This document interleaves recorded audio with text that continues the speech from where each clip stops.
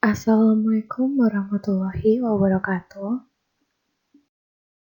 Sini saya Ferencita Mahanami, NIM P171-2019, Prodi Anafarma tingkat 1A, Poltekkes Kemenkes Malang, hendak menjelaskan mengenai elektrogravimetri, mata kuliah Teknologi Analisa Fisika dan Elektrokimia.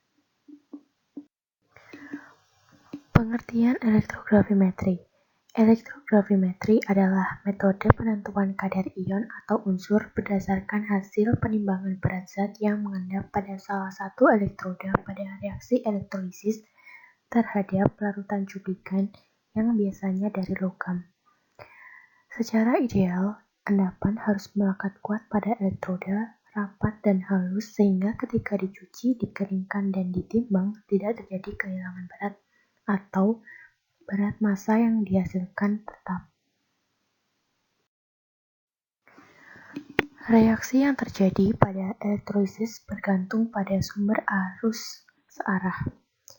Hukum Faraday pertama tentang elektrolisis menyatakan bahwa jumlah perubahan kimia yang dihasilkan sebanding dengan besarnya muatan listrik yang melewati suatu elektrolisis. Kemudian pada hukum Faraday yang kedua tentang elektrolisis menyatakan bahwa sejumlah tertentu arus listrik menghasilkan jumlah ekuivalen yang sama dari benda apa saja dalam suatu elektrolisis. Selanjutnya, jenis elektroda. Jenis elektroda dapat dibedakan menjadi dua berdasarkan kereaktifannya, yaitu yang pertama elektroda tidak aktif atau inert, di mana proses elektrolisis dengan elektroda inert hanya berlangsung reaksi elektrolitnya saja, karena elektroda inert adalah elektroda yang tidak terlibat dalam reaksi. Contohnya adalah karbon, PT, dan AU. Yang kedua adalah elektroda aktif, yakni pada proses elektrolisis dengan elektroda aktif maka berlangsung reaksi elektroda dan reaksi elektrolit, yang artinya elektroda dan elektrolit sama-sama mengalami suatu reaksi pada proses elektrolisis. Selanjutnya adalah larutan elektrolit, yakni merupakan larutan yang dibentuk dari zat elektrolit, sedangkan zat elektrolit merupakan zat-zat yang terurai dalam air dan membentuk ion-ionnya. Zat elektrolit yang terurai sempurna di dalam air disebut elektrolit kuat, dan larutan yang dibentuk disebut larutan elektrolit kuat, dan zat elektrolit hanya terurai sebagian membentuk ion-ionnya di dalam air disebut elektrolit lemah, dan larutan yang dibentuk disebut larutan elektrolit lemah. Makin elektrolit suatu larutan, artinya larutan tersebut merupakan elektrolit kuat, maka semakin baik dalam reaksi elektrolisisnya. Selanjutnya adalah beberapa istilah yang dipakai dalam analisis elektrogravimetri. Yang pertama adalah sel volta atau galvani. Adalah suatu sel yang terdiri dari dua elektroda dan satu atau lebih larutan dalam wadah yang sesuai. Jika sel inti dapat memberi energi listrik kepada suatu sistem luar atau eksternal, maka disebut sel volta atau galvani. Berikut adalah contoh gambar rangkaian dari sel volta atau galvani.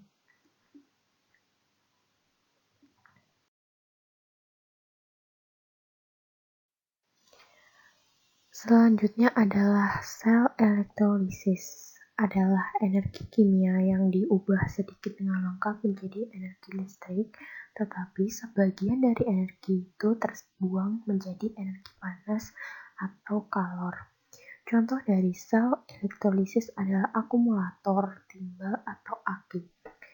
Berikut adalah contoh gambar rangkaian dari sel elektrolisis, di mana terdapat anoda, katoda yang dihubungkan dengan power supply, kemudian dicelupkan ke dalam sebuah wadah yang berisi larutan elektrolit.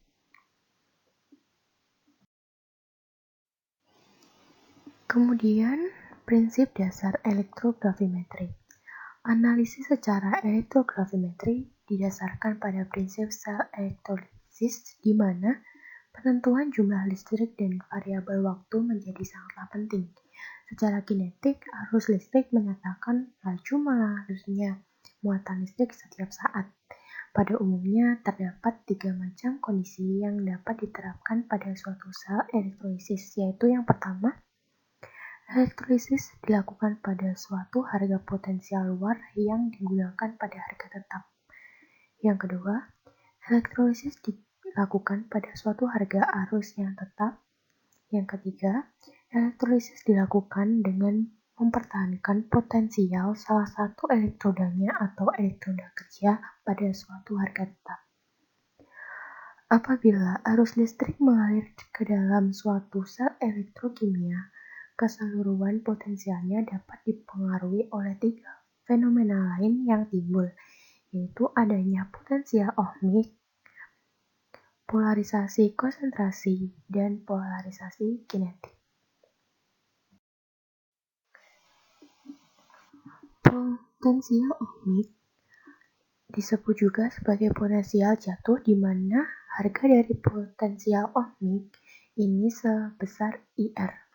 Potensial ohmik dapat terjadi baik pada sel galvani atau sel elektrolisis.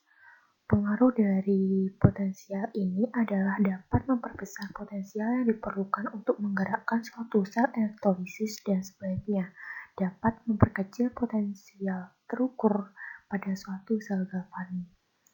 Bagaimanapun, potensial ohmik ini selalu dikurangkan terhadap potensial teoritis dari suatu sel dengan persamaan E sel sama dengan E katoda dikurangi E anoda kemudian dikurangi dengan IR.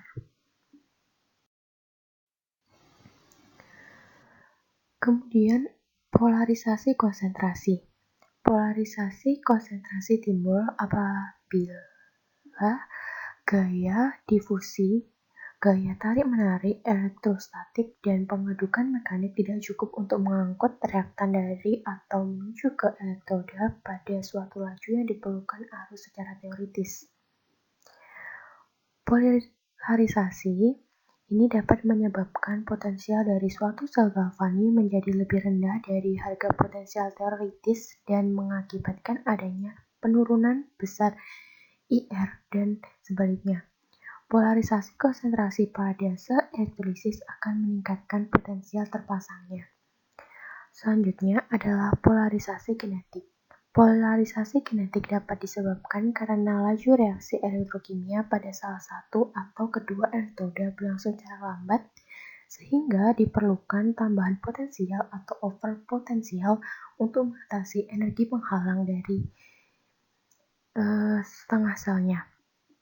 Pada polarisasi kinetik, arus lebih banyak diatur oleh laju proses pemindahan elektron daripada laju pemindahan massa.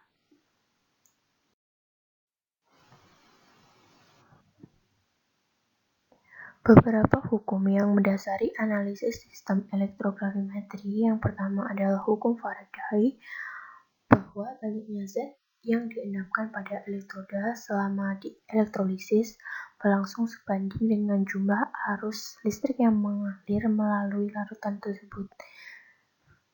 Berikut adalah rumusnya, yaitu W sama dengan E kali I kali T dibagi dengan F.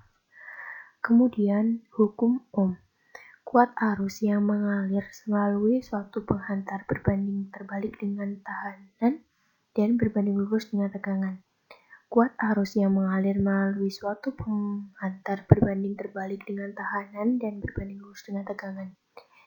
Dengan persamaannya yaitu I sama dengan V dibagi dengan R. Prinsip kerja alat elektrogravimetri. Yang pertama, voltase dari sumber arus baterai yang diperlukan untuk elektroda diukur dengan voltmeter dengan bantuan tahanan geser. Yang kedua, katoda berupa gulungan kawat platina, sedangkan anoda berupa kawat platina berbentuk spiral. Anoda diletakkan tepat di tengah-tengah gulungan platina katoda untuk memperoleh medan-medan listrik yang merata dan menghasilkan endapan logam yang seragam. Adapun aplikasi elektrogravimetri adalah pemakaian elektrogravimetri yang paling sering dijumpai adalah untuk pemisahan dan analisis logam Cu atau tembaga. Selain itu juga digunakan dalam menentukan logam-logam seperti perak, di mana unsur-unsur lain akan sulit direduksi dibandingkan ion H+.